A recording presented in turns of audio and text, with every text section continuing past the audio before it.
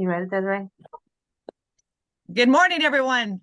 I'm Desiree Patno. I'm the chairwoman of the NDILC. We're here today. We're going to be hosting the Build Equity, Build Equality, actually, principle number 12. And Dr. Vanessa Montanez is going to be the host today, and she's coming live from New York City. Take it away.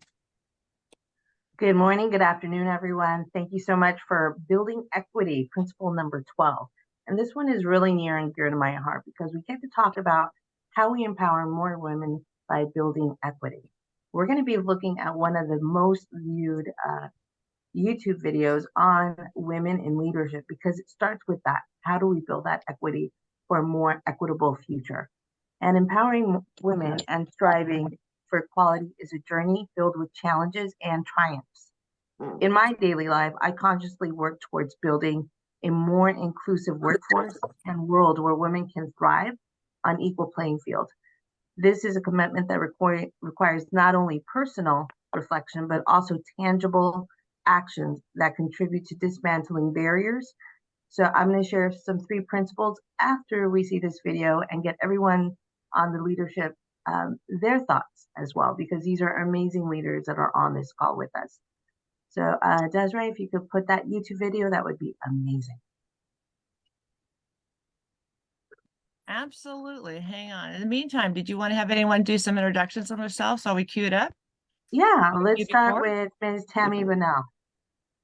Hi there, Tammy Bonnell, co-chair for Exit Realty Corps International. I've been part of NDILC since the very beginning, and I love all of these strong women. Thank you. Lynette, let's hear from you. Good morning. I'm Lynette Kiowski, the managing partner with Reach Canada, a proud partner of the Second Century Ventures and NAR family. And again, I'm new on this journey and part of this group and already loving the synergies and the energy. So thank you. And thank you, Vanessa, for hosting today. Thanks, Lynette. Ms. Palacios, Teresa. Absolutely. Teresa Palacios Smith, and I'm the Chief Diversity, Equity, and Inclusion Officer for Home Services of America and Berkshire Hathaway Home Services, and excited to be part of this incredible panel of women. But also for those, I know, Vanessa, you talked about we're doing Principle 11, but we have a total of 12 principles. And each month, right, we do one. So this is exciting that we're getting to our near to the end of our principles. And I'm looking forward to hearing and watching this video and having great discussions today. Great. What about Sharon? Let's hear from you. You're on mute, Sharon. Well, we will circle back with Sharon. Kelly, good morning. Good morning, Vanessa. Sorry, I was a few minutes late there, guys. My name's Kelly Ahmet. I was the Vice President of U.S. Sales for UPS for about 30 years. I'm retired now, enjoying retirement, but being very active in some of my boards as well as my city and community, getting to do some of the things that I wasn't able to do when I was working, which has been great. And I'm looking forward to having the discussion today. Thanks for hosting, Vanessa. My pleasure. All right, Sharon, are you back on? Can you hear me? Yes, we can now. I'm sorry, I'm having a hard time hearing you.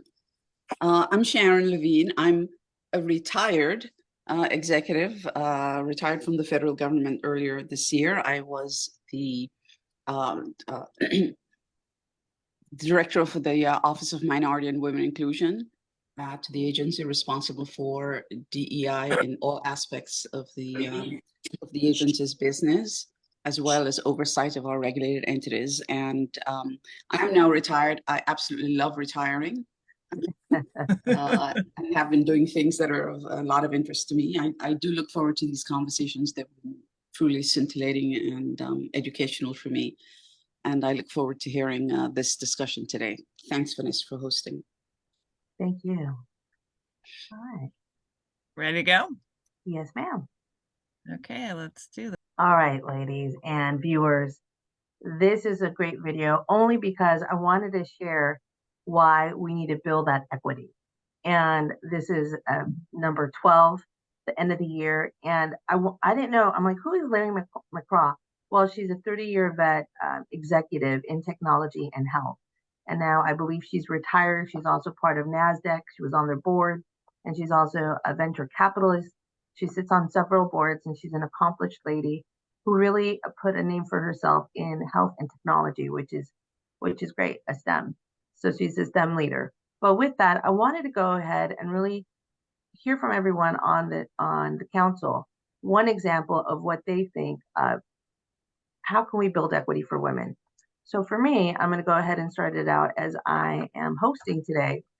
I'm all about stats, and it's imperative. It is a requirement that we bring and lift more women up and have equal equality in pay. It is unacceptable that women are still not paid dollar for dollar for men. Unacceptable. Currently, through Pew and the US Census Bureau, we are at 82 cents per dollar for every woman out there for man. So a man makes $1, a woman makes 82 cents. This is today. A white woman is making 80 cents. And then when we have somebody in Asian ethnicity, AAPI, they're at 93 cents. And if you are Black, African American, you are making 70 cents on the dollar. And a little bit worse, if it's somebody like me, who's Latina, 65 cents to the dollar. This is unacceptable. And these are just the demographics going by the Census Bureau. That's so much money left on the table. It's about $1.6 trillion a year where women are not capitalizing and making the same amount of money. So this is something that really fuels my passion. This is something that is not okay. And when I am looking to hire, I'm always looking at an equal playing field. Everyone is at that same level because we need to step it up. So what I want to go ahead and talk about is, for me, one of the ways that I definitely build equality is in the workplace. I am actively advocating for gender equality by fostering an environment where women's voices are not just heard, but valued. I make it a point to encourage female colleagues to express their ideas during any meetings, ensuring that diverse perspectives shape our decisions. And I want to create a culture that recognizes and appreciates the contributions of everyone on the team and that of women. So we move to a closer, breaking that glass ceiling and unhindered professional growth for everyone that's taken far too long. And I like that the speaker said you have to ask a woman first. I hadn't even thought about that because I'm like, okay, who's up? Who's gonna, when I ask a question, I'm like, anybody, let me know. But now I'm gonna make it a point also to call on more women. So with that, I'm gonna go ahead and popcorn the question. What is one way that you think that we can build more equity? And I'll start with Teresa. So can you hear me? So starting with me, my goodness. Well, first of all, thank you for sharing that video. I know it was lengthy, but I thought it was such, such an eye opener, right? With all the data and information that is still unbelievably so true regarding the, how we're not equal in pay and all the opportunities. And I think that is so true. I think a lot of times we don't step up to the table when we are looking for opportunities and think that we don't have enough of the skill sets, or that we don't have, we certainly don't have the confidence that we need to apply for opportunities that we can actually go for, right? But I do think it's really important, just like you said, that we do provide opportunities for women that will help them succeed. And one of the things that I think is really critical is really highlighting women in leadership roles. I think it's really important to show powerful women, because that's really how, for me, how I first saw myself.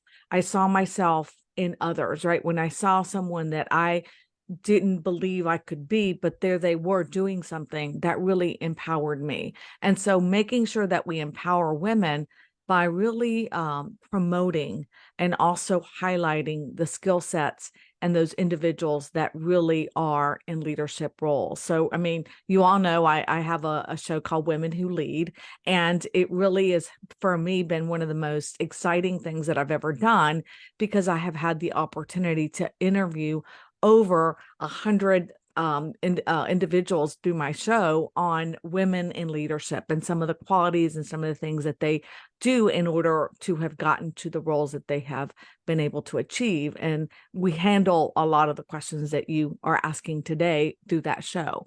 I think another thing that's really important is obviously the mentorship piece. I think the mentorship is really important, and all of us need to be involved in mentorship opportunities with our, with a lot of the individuals within our own companies, which I do, and outside of our industry as well. But then the last thing I think that's really important, you talked about the equity and pay. And I think one of the things that's really great about real estate, and I know, Tammy, you will also agree with this, is that real estate is one of those professions where there is no ceiling, where women are equal in that playing field when it comes to selling real estate. And so it's really you set your own limits of how much money you want to earn based on the time and opportunity you want to spend in it. So I think it's really great in that we're in an industry that really does allow us to really surpass any type of inequity that we have in the real estate against other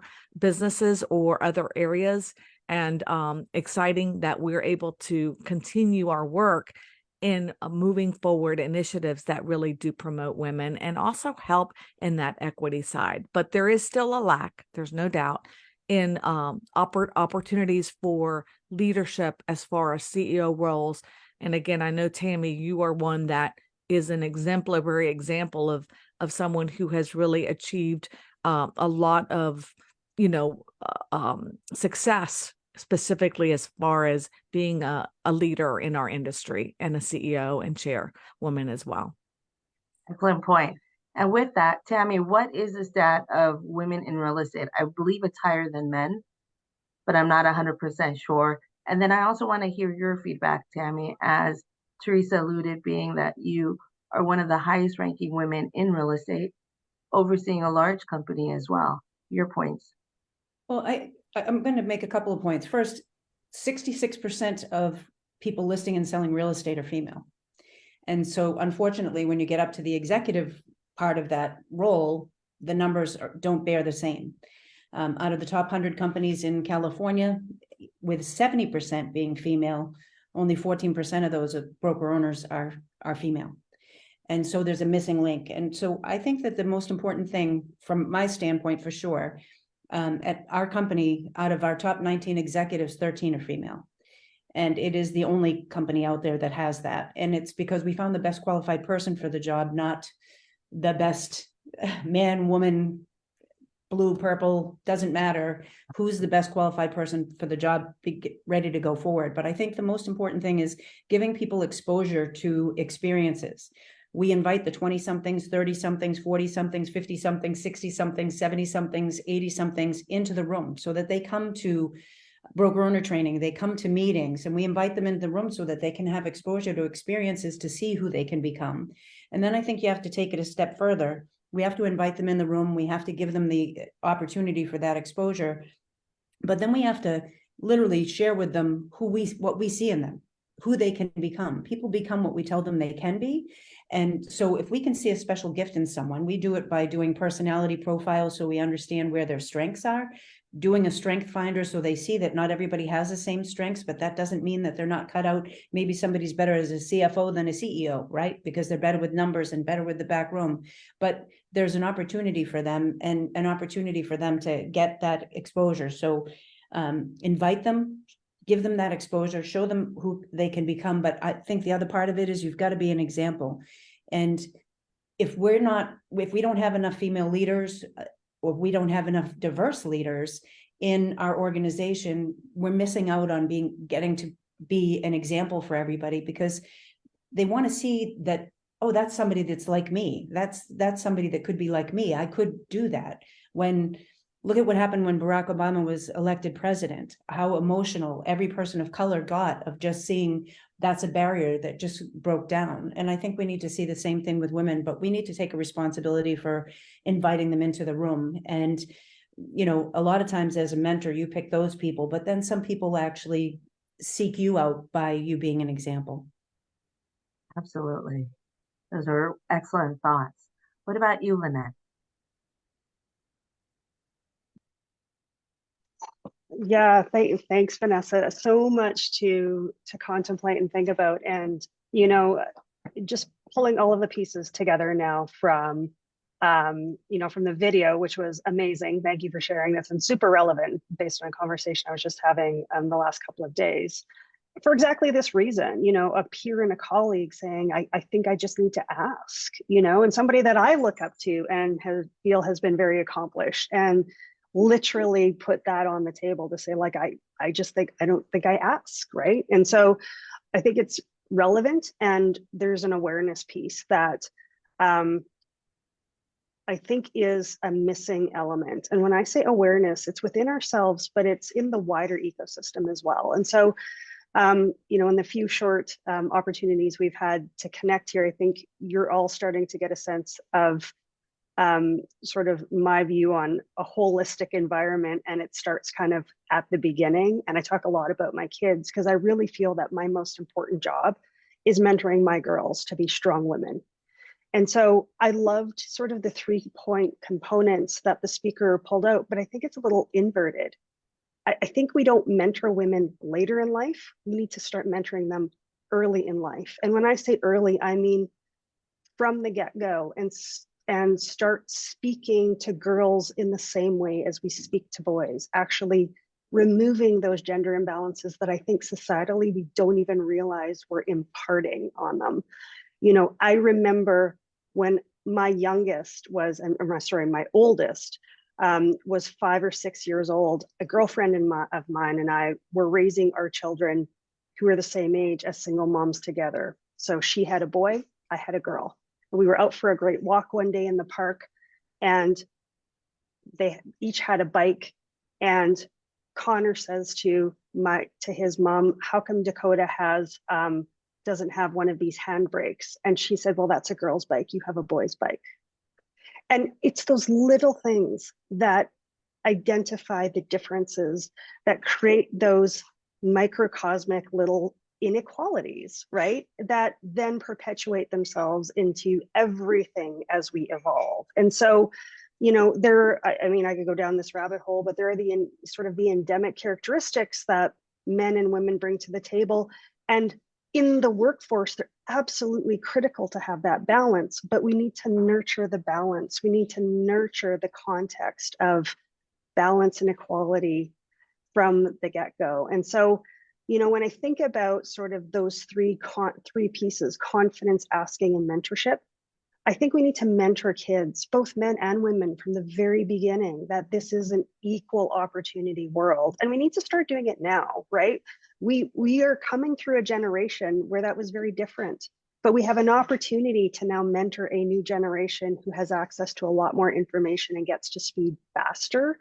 That we need, young kids need to understand that this is sort of the way the world works better for everybody, is if we have the right person at the table for the job, just as you say, Tammy, and I'm a big believer in that. It's not about the color of your skin, your gender, it's what do you bring to the table and what do we need? I think that's the other thing we miss. What do we need right now in leadership, right? And who therefore are the best people to come to the table to provide that?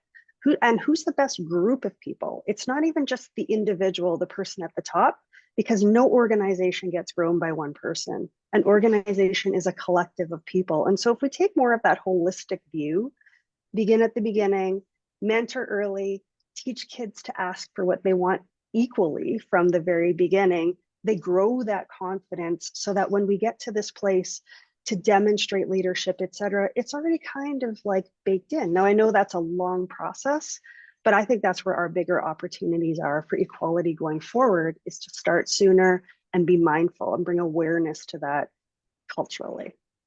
Thank you, Lynette. And it's true. It all starts at home. And I'm glad that you're going to have these amazing superstar leaders in your household. And we will see that tenfold and grow as we get to know you more and we hear all the wonderful updates of what you're doing with your wonderful leaders in your own household. So I think it all starts at home. With that, what you said, the little microcosms and differences between sexes, it's true. And I remember, I'm going to go to you, Desiree. when you talked about the pink tax. I'm like, what on earth are you talking about? And you're like, yeah, Vanessa, have you been thought about razors? Like men razors are super cheap compared to the women razors. I'm like, wait, what are you talking? And it's true. So I want to hear your point of view as well, Desiree. And that just came to mind, that pink tax you were passionate about years ago talking about it. I'm like, oh my God, this is so true. And then I started looking at things very differently from a different lens. Yeah, it was very interesting. We did a really cool infographic on the pink tax. And thank you for all of the video. I thought also was very timely on how it related to after the pandemic and the need we had. But the pink tax is something that, if you don't know, is really about, if you're buying things that are specifically only to women, like obviously feminine hygiene and things like that, they're more expensive because of less competition. They feel, what's going on, that they can do that because you need to have it, right?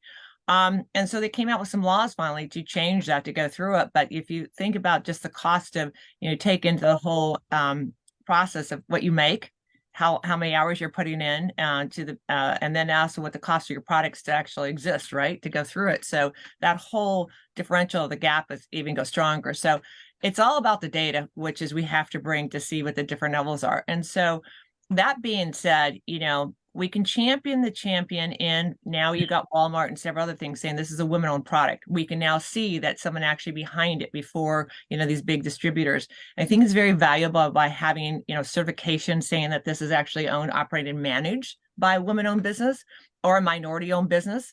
And that way they have designations out there, and you're starting to see that out there and something that's really exciting for me. One of the things that I really enjoyed about the video is that how she talked about asking, not only by asking a woman first about the statistic, but asking by name. And for everyone who knows me, I'm very organic. I'm very live. So I never go to an event, whether I'm a speaker, the keynote, or a speaker on a panelist, a moderator, or an attendance, without speaking, because then you command the floor. Everyone in the room is going to hear you speak for that moment. And I make it a point to call on to the point by name. And that is a very important thing, because what does it do for you is that it shows that you not only know that person, but that person is usually respected in the industry or whatever you're at. Because when you're going to so many different verticals of different industries, like I do, I don't just go to real estate. I might go to an AI, I might go to healthcare, and all the different facets that create the existence of real estate living, right?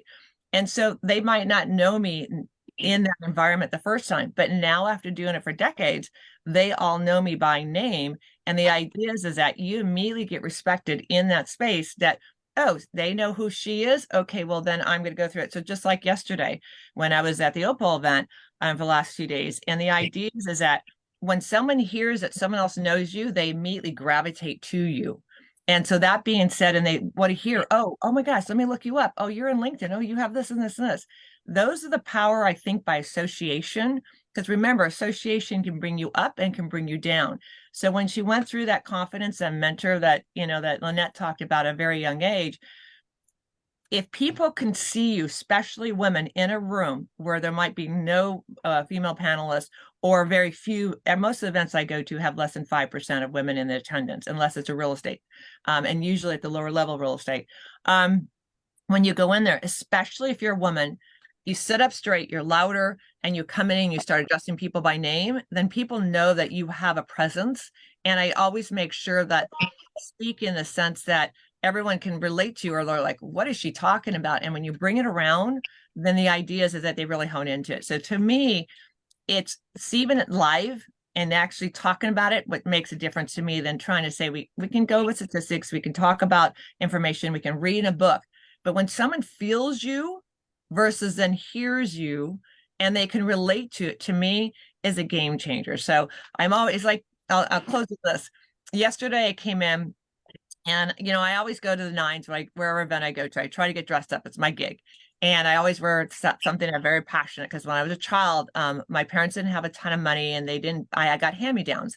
And so the idea is that if I could buy something for 10 cents on the dollar, 5 cents on the dollar, I made a thing. So I've been collecting for decades in this entire wardrobe. And so a gentleman comes up to me and he goes, Desiree, you always dress the nines, and you have this incredible wardrobe, and it's unbelievable. Well, his wife was standing right next to him. I had no idea that was his wife. And, he's a family office, and he owns his, quite wealthy. obviously. And so I said, "Oh, hi, how are you?" And then he says, "Oh, this is my wife." I said, "Great." She says, "I love your coat. I had a Berducci coat on yesterday." She says, "Let me tell you," she says, "it's absolutely to die for." And I said, "Thank you." And I said, da, da, da, da. And I said, "Well, I'm interested in selling some of my clothes because I got too much." She says, "I'll take it right off your back right now."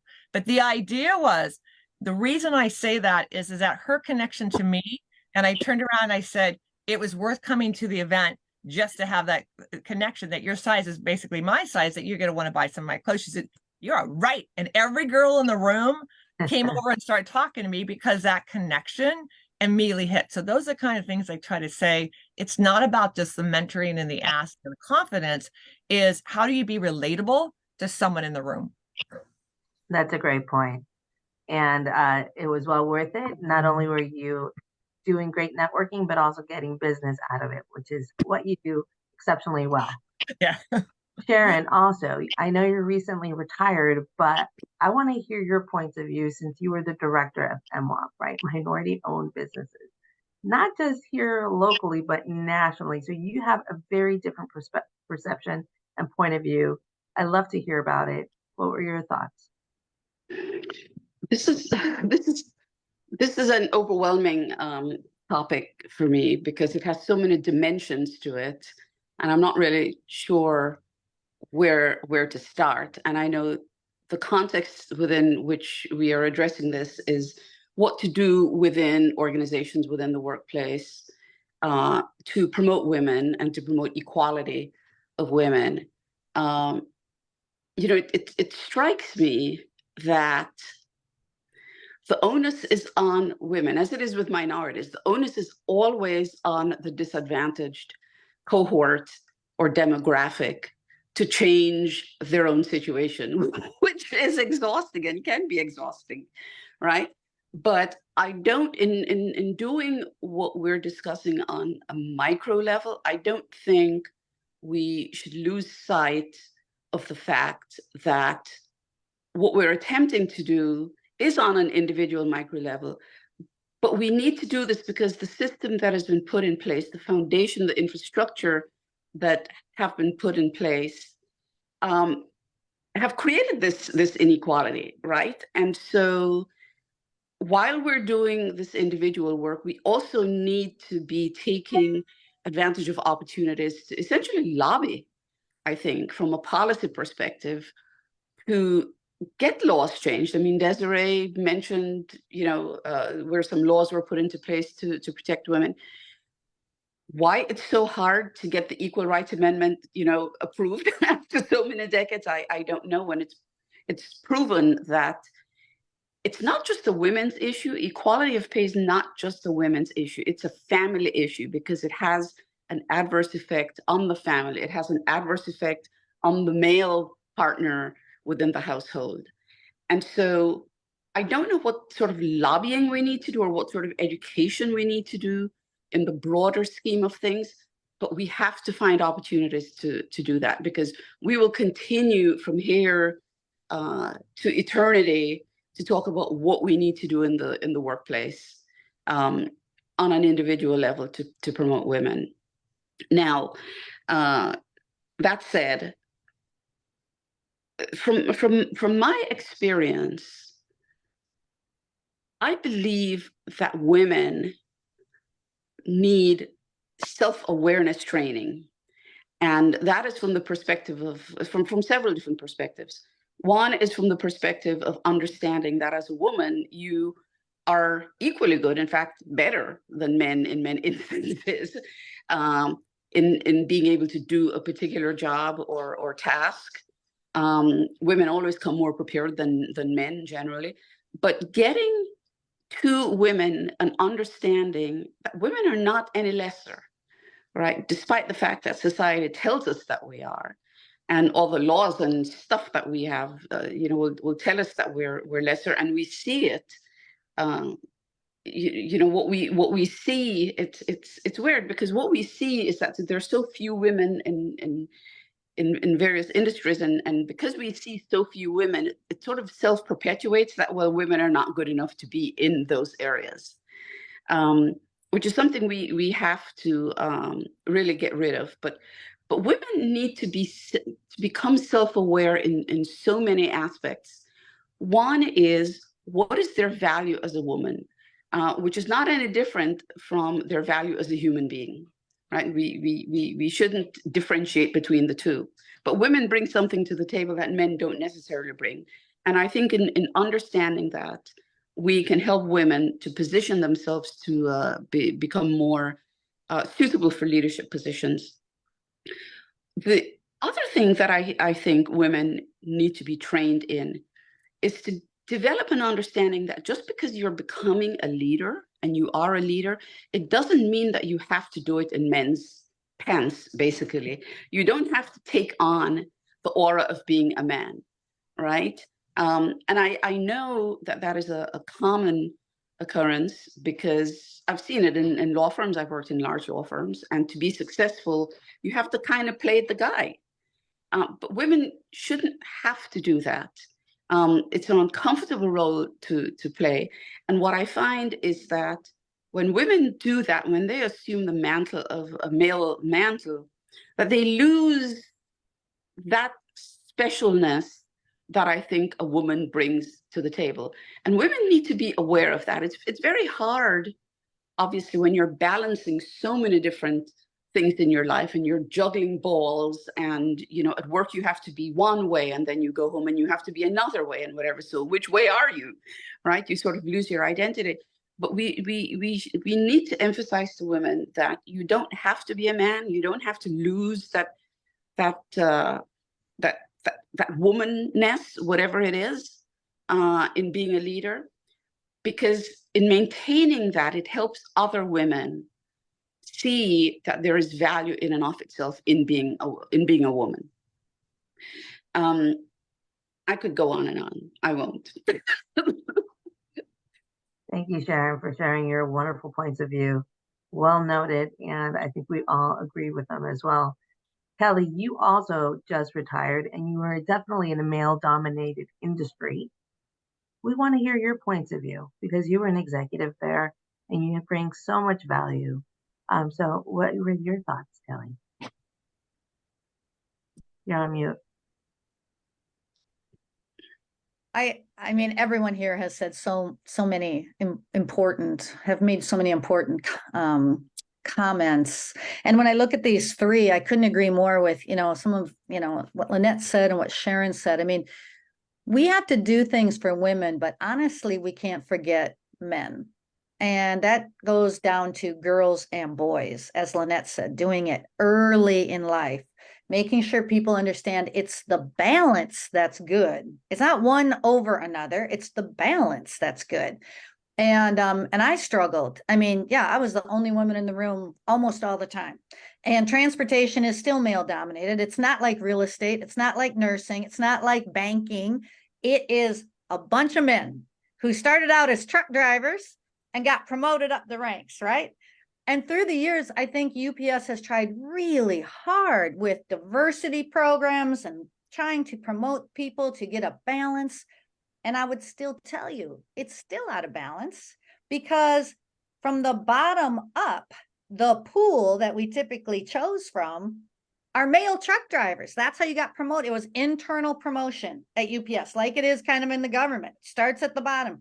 But you have to have women that understand that they can come in and do well in that situation. And I think it all goes to confidence. It all goes to confidence. I don't know how many women I sat with that were absolutely able to do the job and would not take the job. And the men were stepping up like this with not half the experience of the women.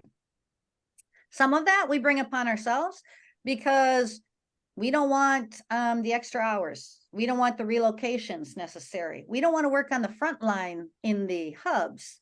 We want to have the back office HR or sales job. You got to sometimes put yourself out there to get the experiences that will make you able to take on a CEO role, right? You got to have the overall experience. So sometimes I would just tell women, just say yes. Just say yes, because you will learn from every single experience along the way, and it just makes you stronger. It just makes you stronger. But I love Sharon's point. Why do we focus on the women all the time? It's the men that need some focus too, right? And they have to do their job at the mentoring, I had great male mentors. I mean, they were wonderful. Thank God, because they pushed me up. I know that very well. And honestly, it was the females that didn't mentor well.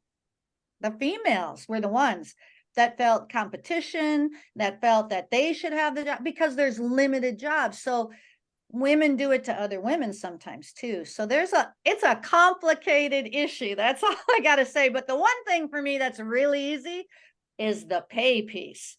You darn well better be paid the same. And every time I went into a new area, and I was relocated like 8 different times throughout the country, every time I went, the first thing I did, I went right to the wages, and I took a look at where were my minorities, where were my females, where are they, right? And all I did was try to do equity, because in every situation they were behind, every situation, and that is just unacceptable. And so anyways, again, there are a million different pieces to this puzzle, but I think it's a concerted effort in the beginning when kids are young, getting them to understand the table is big enough for everybody. And the table gets even stronger when you have many, many legs underneath it. So anyways, I could go on and on too. Sharon, I love what you're saying. And all of you guys, I mean, I love you all, and so many great experiences to hear from. But I would just say, I just mentored a young female salesperson the other day on a video call. And I just said, don't stop, don't quit. Cause she's like, I feel sometimes like, I go, don't stop, just keep going. You're doing fine. They just need sometimes a little recognition, a little pat on the back. Now go get out there again and swing that bat, right? Go get out there and swing it. So, anyways, lots to think about and lots to talk about. Thank you so much for sharing. And these are just examples of how to illustrate how building equity requires a multifaceted approach. We heard from these amazing leaders. It starts from asking for it, confidence, also very at workplace advocacy, maybe community engagement, or reshaping your own personal points of view. Like Lynette said, start mentoring at a young age, both boys and girls. By consistently integrating these principles into our daily lives, we're going to be able to contribute and help that movement towards a more equitable world for women and for men. So in conclusion, the journey to build equity by empowering women is a daily process and it can be challenging, but in these everyday actions, the most profound changes take root. Through workplace advocacy, by asking for it, like Sharon said, also having policy in place. So we need to, ask for it. We need to build confidence. And lastly, we also need to have more mentors. We need to not only be a mentor, but be a mentee as well, because we can never stop learning here. So Desiree, I'm going to go lead it to you so you can close us off. And we keep paving the future for equity here. And it's just not an aspiration, but a reality here at NAWRB, as well as the NDILC. So thank you. Thank you very much, Vanessa. Very structured, yes. And coming live from New York City, she's actually in the CEO's, our principal's office at a school there in downtown Manhattan. So very exciting. So the thing that I would like to close out, and what an incredible job, and everyone on the call, you notice how we all come from a different perspective. We all honed in. We had different ways of communicating and relaying the site that we're bringing in. So I absolutely love the differences that go out there. And one of the things that I want to close out with you, Vanessa, that you made a comment is that everyone, it's an everyday process. So something very simple. When you see an older lady or someone getting in a car, that you as a woman go in and open that door while it's pouring out rain to let them in, that daily action versus them talking about is a game changer. So we could do that just to showcase that we remember that respect to go through it. So I think it's a great way to show and the year. So again, we have 12 principles. Every single month is a different principle. You can go to NWRB.com and see the 12 different principles. And I know every one of us practice it every single day, and just a matter of stepping up, and we only can be so many places at once. So from the bottom of my heart, I thank you all for being part of the council and the support and services that you give and showing what you do in your careers and your journeys to be there. I wish everyone to have a happy and safe holidays, and to make sure that we can always smile and give the show a care. So thank you again from the bottom of my heart. everyone have an incredible year, and we'll close out and we'll see everyone soon. So thank you. And this is on YouTube just to make sure we go with it. Thank you, Merry everyone. Christmas. Happy holidays, everyone. everybody. Merry Happy Christmas. holidays. Happy holidays, Bye-bye. everyone. Bye-bye. Take care. Bye-bye.